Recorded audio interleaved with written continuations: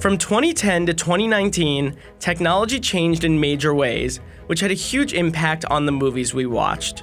From realistic environments to convincing fake animals, to aging and de-aging actors and even doubling them, it almost felt like there was nothing CGI couldn't do. Let's take a look at some CGI from the past decade that took movies to the next level.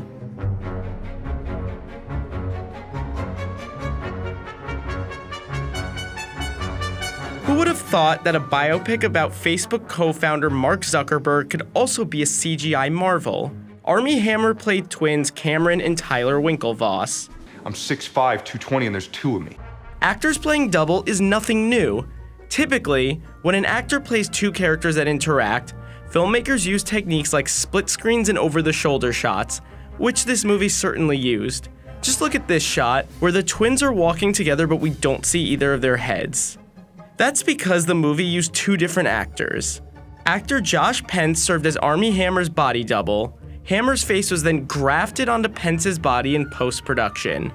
The two would switch off who would be Cameron and who would be Tyler from scene to scene. Face replacement didn't start with The Social Network, but this movie was, at the time, the first truly convincing version of this technology, especially since it was a movie with no sci-fi elements. Armie Hammer wasn't the celebrity he is today, and for a while, people actually thought he was two different people. These techniques paved the way for an entire movie about doubles in the form of Us, and for Chris Evans to fight himself in Avengers Endgame.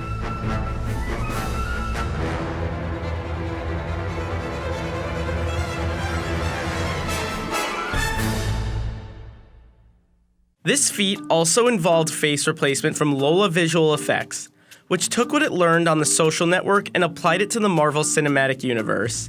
Prior to his transformation into Captain America, Steve Rogers is small and scrawny, nothing like actor Chris Evans. For some shots, actor Leander Dini doubled as the skinny Steve Rogers. For others, the VFX team replaced Dini's entire head with Evans' head. Evans would shoot the scene looking like himself. Dini would watch Evans perform the scene and precisely mimic his every move. The crew would shoot a clean plate with no character at all. Then, VFX artists would place Evans' face over Dini's. But for most of these scenes, the VFX team digitally shrunk Evans down. For this, Lola Visual Effects invented a new method for shrinking, which it called Steve Slimming. Lola Visual Effects artists said they learned a lot from this experience, like how to highlight an actor's performance without letting CGI get in the way. That's a lesson they applied when de-aging Samuel Jackson in Captain Marvel.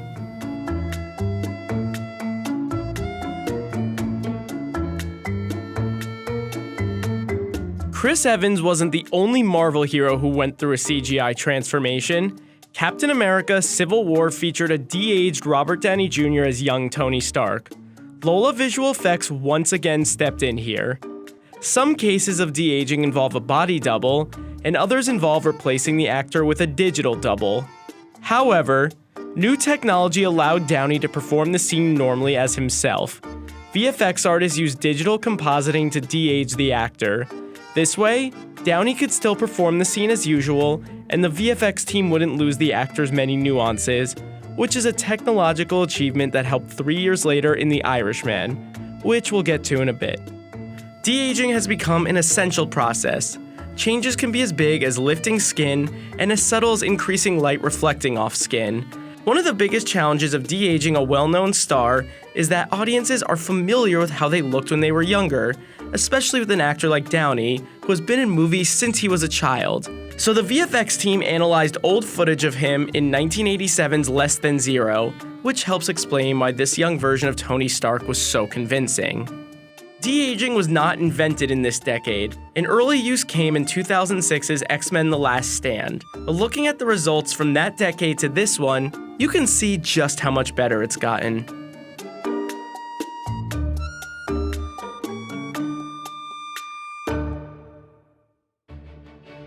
Technology can both de-age and age an actor. Haley Atwell was aged up for a pivotal scene where she plays a much older Peggy Carter. Once again, thank Lola Visual Effects for this transformation. Every movie is just an excuse for visual effects artists to build on the visual effects work done before and get better. In an interview, Lola VFX artists said they believed they spent so much time perfecting Carter's neck that they didn't spend nearly enough time on her face. 5 years later, Captain America would finally get to act his age in Avengers Endgame, as Chris Evans was aged up using a mix of CGI, makeup, and a body double. But this time, Evans wore neck prosthetics so the VFX artist could spend even more time perfecting his older face.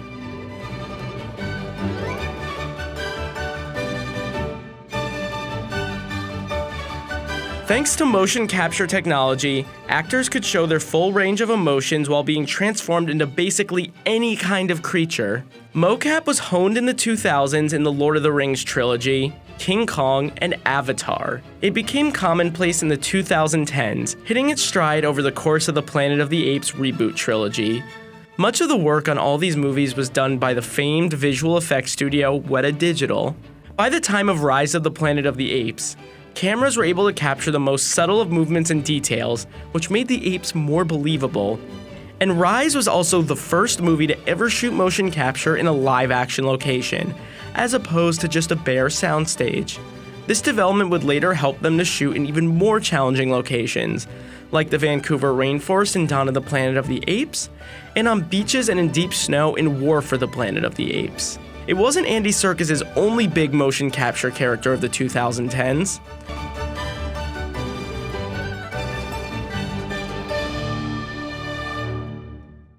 Serkis played the menacing Supreme Leader Snoke. He showed up as a hologram in The Force Awakens and then in person in The Last Jedi. According to Industrial Light and Magic creative director Ben Morris, they didn't even have the tools to make Snoke look this realistic in The Force Awakens. By the time The Last Jedi rolled around, they were able to add so many details to the skin, like age spots and veins.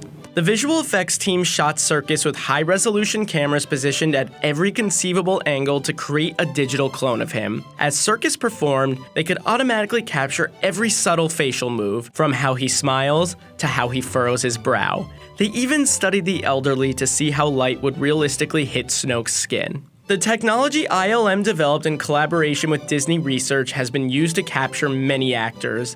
One of the most prominent? Josh Brolin as Thanos. Look closely and you can see every crease, every pore of the Avengers villain's skin.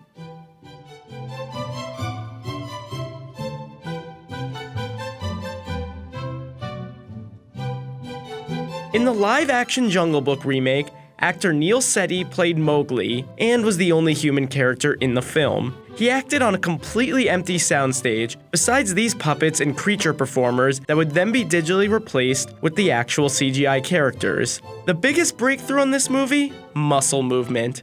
MPC Film developed new software for animating an animal's muscle structure. All of MPC Film's work directly contributed to its work on 2019's The Lion King. The VFX artists perfected their already developed muscle and movement simulations. They also added more joints and bones under the skin as a way to make the characters' movements more natural. Otherwise, CGI creations run the risk of being either too bouncy or too stiff when they move. And the environments created for the Jungle Book were made in virtual production, which required virtual reality techniques, allowing filmmakers to step foot in these environments and better place their characters in them. This was also used to a more advanced degree in 2019's The Lion King. But with great CGI comes great responsibility.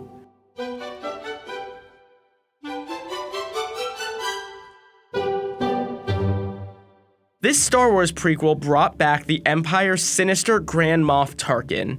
However, actor Peter Cushing died in 1994, so Industrial Light and Magic used CGI to bring him back to life. Another actor, Guy Henry, stood in as Cushing and did his best Tarkin impression. A mounted camera rig captured his facial movements. Then, ILM used his performance as a guide to digitally recreate Cushing. The whole process took about 18 months to complete. While Cushing's estate gave its blessing, the decision was still controversial. Should you bring back an actor from the dead? This issue isn't going anywhere. The upcoming Vietnam War-era drama Finding Jack caused an uproar with news that it cast a CGI version of long-deceased Hollywood legend James Dean.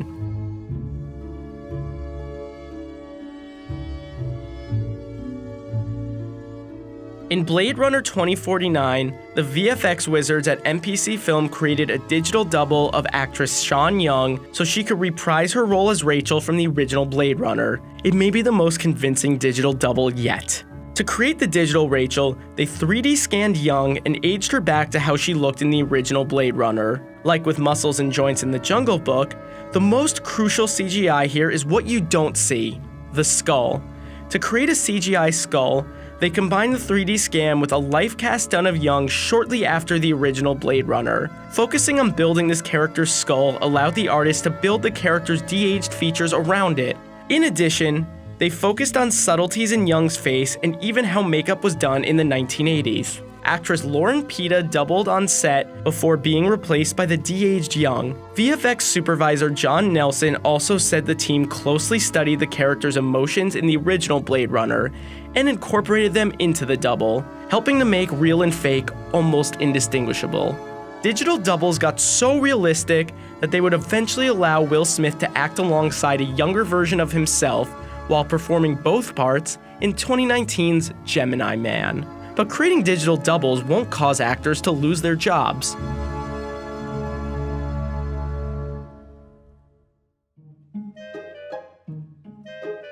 In Martin Scorsese's mobster epic, Robert De Niro, Al Pacino, and Joe Pesci were de-aged to play Frank Sheeran, Jimmy Hoffa, and Russell Bufalino during various times in their lives. There was no need for the actors to wear helmets, tennis balls, or dots on their faces. The tracking marks were invisible. Scenes had to be captured with 3 cameras at once. There was one central camera. The 2 additional witness cameras were infrared, which removed all the shadows from a given shot. A new software called FLUX revealed a lot more details in the actors' faces, like how their faces are shaded and the way the lighting hits them. For additional reference, the VFX team studied the cast filmography. This allowed the actors to focus on their performances and the visual effects artists to focus on the de-aging. But there are some things CGI still can't do, like make an actor's movements look younger. So a posture coach came to the set to make sure the actors were moving appropriate to the ages for a given scene. Perhaps de-aging an actor's movements is a CGI breakthrough for the 2020s.